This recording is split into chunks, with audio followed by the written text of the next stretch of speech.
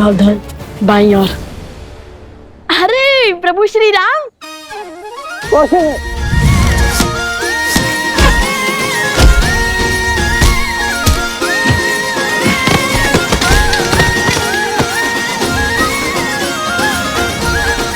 भागो भागो।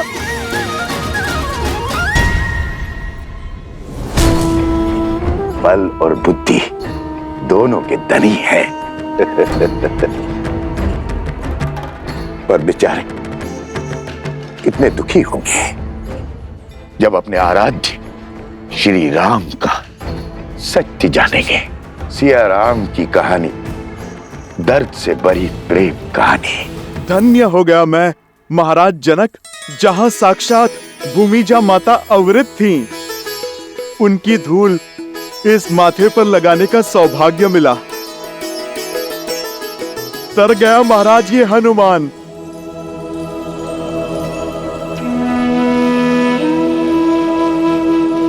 धन्यवाद तो मुझे आपका करना चाहिए। आपने दुख के भवन में डूबी मेरी सीता को तब संभाला था जब आस का हर दिया बुझने जा रहा था। वक्त से पुत्र बन गए आप उसके। ये तो प्रभु की लीला का फल है महाराज। इनकी भक्ति ने एक मरकट को महावीर और माता के प्रेम ने पुत्र बना दिया। मैंने सुना है अयोध्या में अश्वमेध यज्ञ का आयोजन होने जा रहा है। ये राज्य वृद्धि का उचित मार्ग है। उद्देश्य राज्य की नहीं, धर्म और मर्यादा की वृद्धि है महाराज। वो मर्यादा जो जीवन के हर क्षेत्र, हर पड़ाव में चाहिए, फिर चाहे वो बलिदान हो या भोग विलास। मर्यादा मनुष्य का अभिन्न अंग है, जीवन के संतुलन का आधार है। भविष्य के सुख के लिए आज संसार को धर्म और मर्यादा का पाठ पढ़ना होगा। जगत में जब तक धर्म और मर्यादा का प्रसार नहीं होगा तब तक राक्षसी वृत्तियां बढ़ती रहेंगी। राक्षसों का बल मानव ही तो है। अश्वमेध यज्ञ से अयोध्या समस्त संसार में धर्म और मर्यादा का प्रसार करेगा, राक्षसी विचारधारा का अंत करेगा। महाराज की जय हो। कहो कुशध्वज। सैनिक। महाराज, 4 बालक ऋषि कुमार का भेष धरकर नगर में घूम रहे थे तो वो चोर। ये आपका तुनीर चुराकर भाग रहे थे। आपका तुनीर तो मिल गया है। शीघ्र ही सैनिक उन्हें भी खोज लाएंगे। ये कैसा अनर्थ कर दिया तुमने कुशध्वज।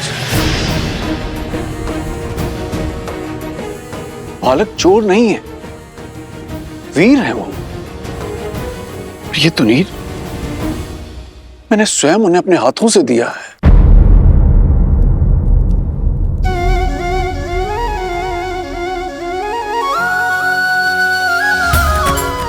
उन्हीं वीर बालकों की तो मैं यहां पर प्रतीक्षा कर रहा हूं, और आपने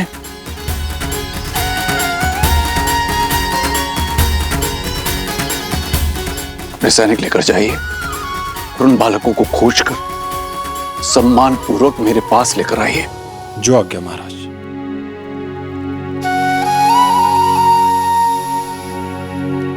महाराज, आपने अपना दिव्य तुनीर उन बालकों को दे दिया। अवश्य ही अद्भुत होंगे वो।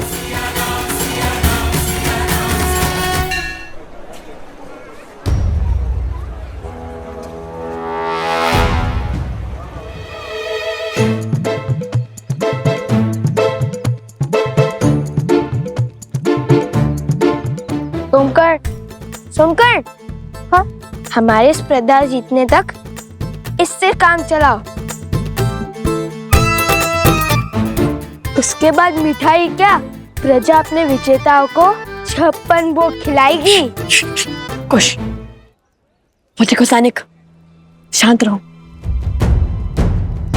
वे हमारे बारे में ही बात कर रहे होंगे।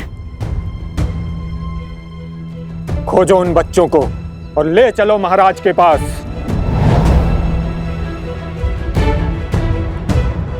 भैया कहा था ना, तुनीर इतना साफ मत कीजिए। यदि मलिन होता तो किसी को कुछ पता नहीं चलता। अब क्या करे? लगता है पूरी सेना हमारे पीछे पड़ गई है। अब तक श्री राम से तो मिल ही लेते हम। अब ना स्पर्धा में भाग लिए बिना लौट सकते हैं, ना माता सीता श्री राम नाम के परिचय पत्र लिखवाए बिना।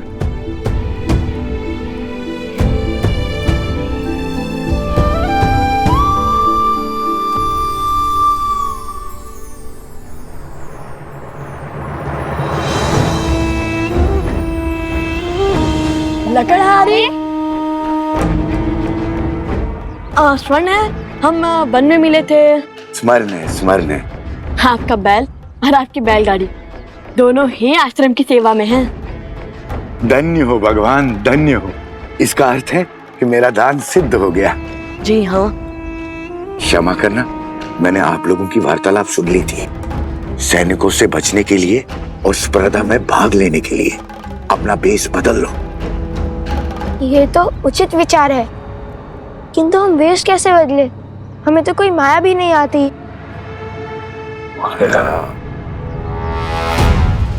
अरे देखो, वो रहे, पकड़ो उन्हें। भागो।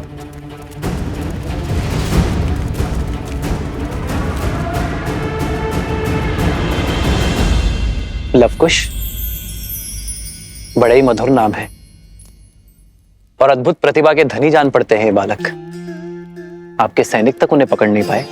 केवल प्रतिभाशाली ही नहीं राम, उनके मुख पर दिव्यता के दर्शन किए हैं मैंने, और उस दिव्यता ने मेरा मन मोह लिया। कोई साधारण ऋषि कुमार नहीं है, बल्कि साधु और शासक का अनूठा संगम है। हर माता अपनी संतान को ऐसे संस्कार नहीं दे सकती, और वो भी तब जब सर पर पिता की छाया ना, तब तो ये कार्य और भी अधिक कठिन हो जाता है। जानते हैं, जब मैंने उनसे उनके पिता का परिचय मांगा तो उन्होंने क्या उत्तर दिया? उन्होंने कहा कि उनकी माता ही उनके पिता हैं। बस ऐसे ही नाती की आशा में अपना जीवन और अपना शासन टिकाए बैठा। कहीं उनकी माता?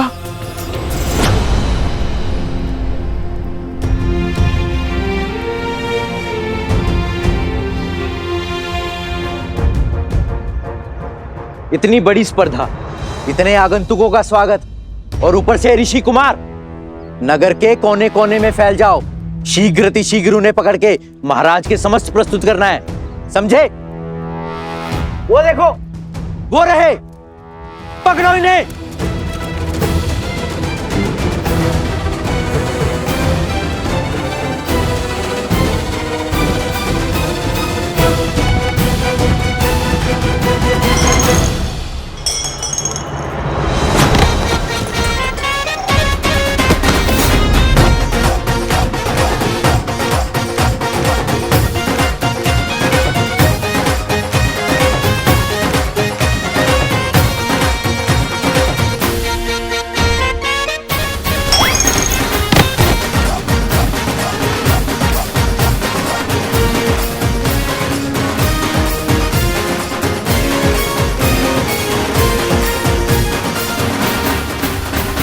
नहीं हनुमान, मैंने उनकी माता वन देवी के दर्शन किए हैं, किंतु सुनैना को ऐसा लग रहा है जैसे मैंने उन बालकों को पहचानने में कोई भूल की है, और वो उन्हें देखते ही क्षण भर में उन्हें पहचान जाएगी कि वो सीता के पुत्र हैं या नहीं। और इस स्पर्धा का आयोजन भी इसीलिए किया जा रहा है। मन भी विचित्र माया है। एक और कहता है कि सीता के विषय में कोई समाचार तक ना सुनो, तो दूसरी ओर जब किसी समाचार की आशा टूटती है तो मन भी टूट जाता है। महाराज, कृपया मेरे और सीता के तप को भंग मत कीजिए। इतने वर्षों से सीता से भिन्न रहकर जो मैंने पाया है, उसकी मर्यादा मत छीनिए महाराज। राजन, अपने पद की सीमा लांघ कर कुछ कहना चाहता हूं। इस स्थिति में अब आप दूसरा विवाह कर लीजिए। आने वाली नववधू को महाराज जनक और महारानी सुनैना अपनी पुत्री की भांति प्रेम मान सम्मान देंगे। कोई आपके विरुद्ध अपवाद नहीं करेगा। अश्वमेध यज्ञ के लिए निमंत्रण देने आया था गुरुवर, और अश्वमेध यज्ञ सपत्नी ही किया जाता है। जब आप अयोध्या पधारिएगा तो स्वयं मेरी पत्नी को देखिएगा।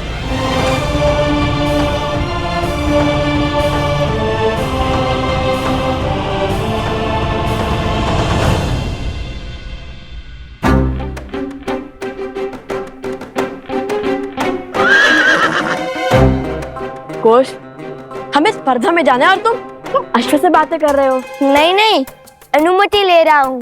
कैसे अनुमति? इस पर सवार होकर सीधे स्पर्धा में जाने की। कौन है? कौन है वहां?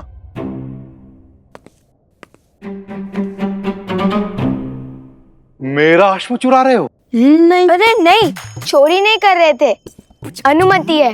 किसकी अनुमति? मैंने तो कोई अनुमति नहीं दी। हाँ हाँ, किसने दी अनुमति? इसकी। और वैसे भी अश्व पे सवारी करनी है तो अनुमति अश्व से ही लेंगे। ये कोई देगा अनुमति? मैं दूंगा अनुमति। तो दीजिए अनुमति। अच्छा, अश्व का चारा है अनुमति कि मांगी और दे दी? कोई चारा ही तो नहीं बचा, इसीलिए। ये देखो, बहुत सारा चारा है। वो चारा नहीं। कोई चारा नहीं। मेरा अश्व चुरा रहे हो और अनुमति मांग रहे हो। निर्लज्ज, चोर। अरे चोरी नहीं की, अनुमति है। अपना अश्व से पूछ लीजिए। मैंने मांगी थी अनुमति और उसने कर कर हाँ किया। अभी सिखाता हूं तुम्हें अश्व की भाषा।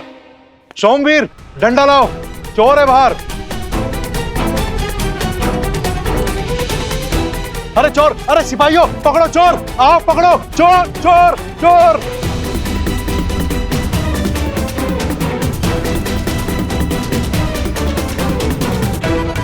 चोर, चोर, चोर, चोर, चोर, चोर।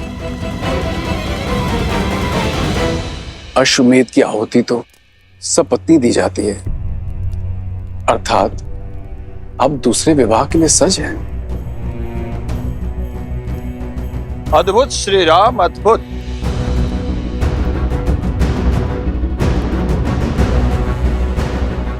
सपत्नी यज्ञ में बैठने के लिए, अपने कर्मों से संसार को तारने के लिए आपने दूसरे विवाह का निर्णय ले लिया। पर मैं आपका अपमान नहीं करना चाहता। मैं बस ये सूचित करने आया हूं कि स्पर्धा की तैयारी संपूर्ण हो चुकी है। कल से स्पर्धा प्रारंभ कर सकते हैं।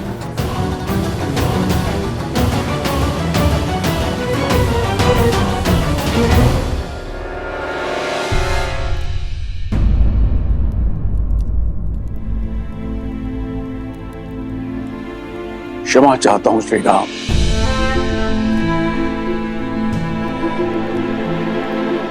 आप तो जानते ही हैं, छोटे भाई अपनी भावनाओं को नहीं संभाल पाते। आशा करता हूं कि आप इस अपमान को अपने मन से नहीं लगाएंगे। नहीं महाराज, मुझे उनके नेत्रों में, उनके शब्दों में अपमान नहीं, अपनी भतीजी की पीड़ा का दुख दिखा। उनका भाव समझता हूं मैं महाराज। मैं तो भाव विभोर हूं। ये देखकर कि सीता से कितना प्रेम करते हैं वो, उन्होंने मेरा अपमान नहीं किया है महाराज, केवल अपनी मन की पीड़ा को व्यक्त किया है। धन्य है आप श्री राम, धन्य है। वर्षों बाद मिथिला पधारे हैं। हमें आतिथ्य का अवसर दीजिए। आपसे एक विनती है, धनुर्धरों की जो प्रतिस्पर्धा होने जा रही है उसे देखकर ही प्रस्थान करें। श्री राम जैसे धनुर्धर सामने देखकर तो उससे प्रतियोगियों का मनोबल बढ़ेगा। अवश्य महाराज, उन वीर बालकों को मैं देखना चाहूंगा जिन्हें आपने अपना दिव्य तुनीर दे दिया।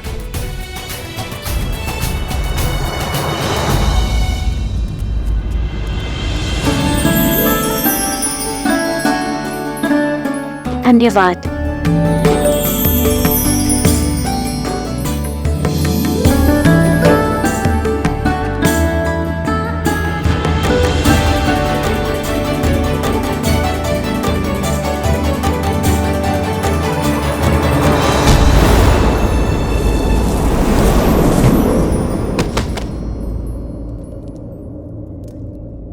ये क्या?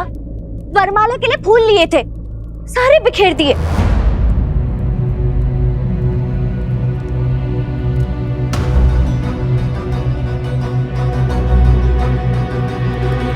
क्षमा करना देवी। क्षमा नहीं, दंड मिलेगा। आपका विवाह है? नहीं। तो वरमाला बनानी थी। किसके लिए? मेरे लिए। आपका विवाह नहीं तो फिर वरमाला क्यों? चोर चोर चोर चोर चोर!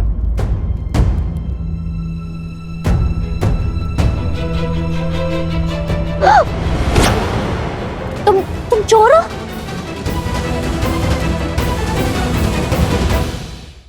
तुम चोर हो? आपको हम चोर लगते हैं? जो जैसे दिखता है वैसा होता नहीं है। जैसे आप वधू नहीं हो और वरमाला आपकी है, वैसे।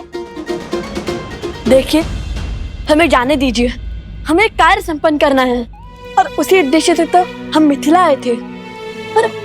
और ये सैनिक तो भ्रमित है। हमें जाने दीजिए। एक शर्त पर। हम आपकी सारी शर्त मानते हैं, छोड़ दीजिए। ये मेरी वरमाला। देखिए, ये मेरा वचन है, संध्या तक आपके लिए वरमाला लाऊंगा और वर भी। छोड़ दीजिए। सुनो, कृपा कीजिए देवी। हम श्री राम के भक्त हैं, प्राण जाए पर वचन न जाए। अरे वो रहे चोर! अरे सिपाहियों पकड़ो! सैनिक को पकड़ो, भागे जा रहा है। बड़ी विचित्र बालक है, पर राम भक्त। तो ये चिंता है आपको, कहीं लवकुश का सामर्थ्य उन्हें उद्दंडी और आविचारी ना बना दे। हाँ ऋषिवर, जब व्यक्ति शक्तिशाली हो जाता है तो अनुचित पग पड़ने की संभावना होती ही है। और लवकुश के सर पर राज्य के साथ साथ धर्म का भार भी आने को है।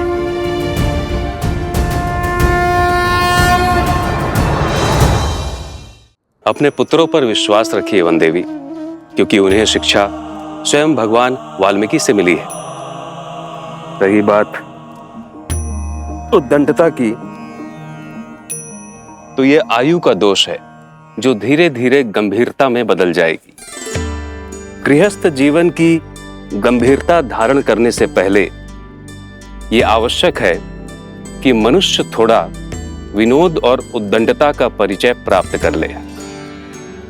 विनोद का ये परिचय और अभ्यास ही कठिन से कठिन परिस्थिति में मन को स्वस्थ रखता है। और मुझे पूर्ण विश्वास है कि अयोध्या का भार संभालने का समय आने तक आपके पुत्र योग्य होंगे।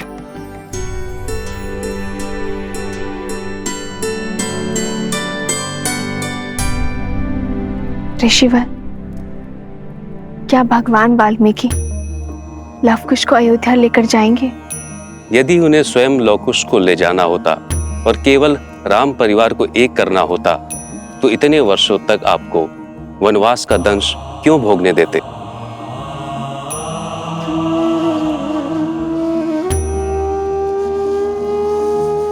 अर्थात यहाँ प्रश्न केवल श्री राम के साथ भेंट का नहीं है, बल्कि समस्त अयोध्या के हृदय परिवर्तन का है।